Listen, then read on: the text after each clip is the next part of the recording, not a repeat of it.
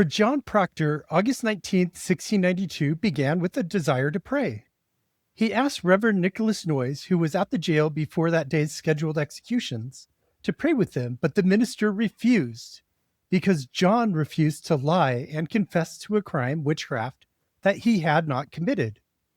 Noyes allowed John to go to his death without a final prayer. Welcome to Salem Witch Trials Daily. I'm Josh Hutchinson. I'm Sarah Jack. First, let's look at the life and character of John Proctor.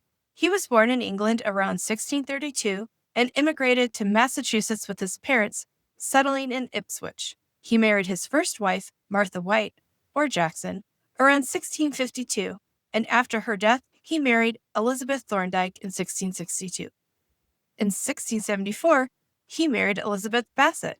By 1692, John was approximately 60 years old, not the 30-something young farmer portrayed in Arthur Miller's The Crucible. In 1666, John rented a large property known as the Downing Farm in Salem Farms, modern-day Peabody, which was outside the Salem Village parish line. Consequently, the family attended worship services in Salem town. Historical records suggest John was a stern but forgiving man. While he threatened to beat his servant Mary Warren to stop her fits, he also forgave Giles Corey for allegedly setting fire to his house and stealing his wood, eventually making peace with him over drinks. Elizabeth Proctor was John's third wife. She was the granddaughter of Anne Burt, a woman from Lynn who had been accused of witchcraft. This family association with witchcraft suspicion likely hung over Elizabeth. In 1692, Elizabeth was accused by Ann Putnam Jr. and Mercy Lewis. During Elizabeth's examination on April 11, 1692, these afflicted girls claimed her specter was biting and choking them. Elizabeth famously testified, "I take God in heaven to be my witness, and I know nothing of it, no more than the child unborn." John Proctor openly criticized the proceedings. When his servant Mary Warren began displaying symptoms of affliction, he put her to work at a spinning wheel and threatened to thrash the devil out of her. He reportedly stated that the afflicted girl should hang or they would hang everyone else. John attended Elizabeth's examination on April 11th to defend her. During the proceedings, the accusers turned on him, claiming his specter was attacking them. He was arrested on the spot, becoming the first male suspect arrested in the Salem witch trials. And this scene, very dramatic, I'm sure, was nothing like what's portrayed in The Crucible about adultery. This was him defending his wife's witchcraft accusations. While in prison, John Proctor wrote a petition to 5 leading ministers in Boston on July 23rd, 1692. He eloquently argued that the trials were unfair and compared the magistrates to the Spanish Inquisition. He specifically highlighted the torture of the sons of Martha Garrier and his own sons, who were all tied neck and heels to force confessions.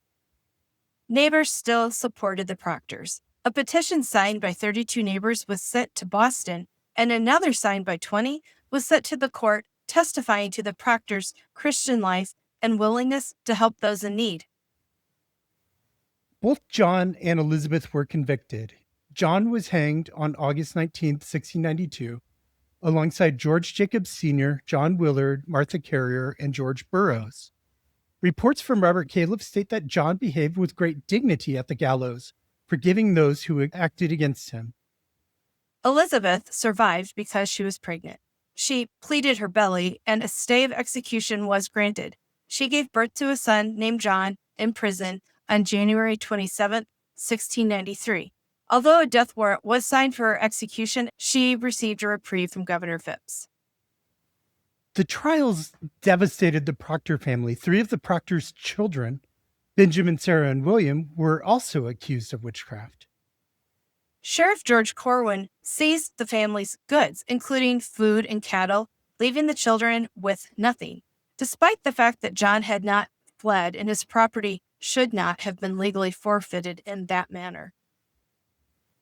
While the bodies of the executed were thrown into a crevice at Proctor's Ledge, family tradition holds that John's body was secretly retrieved and buried on his own farm.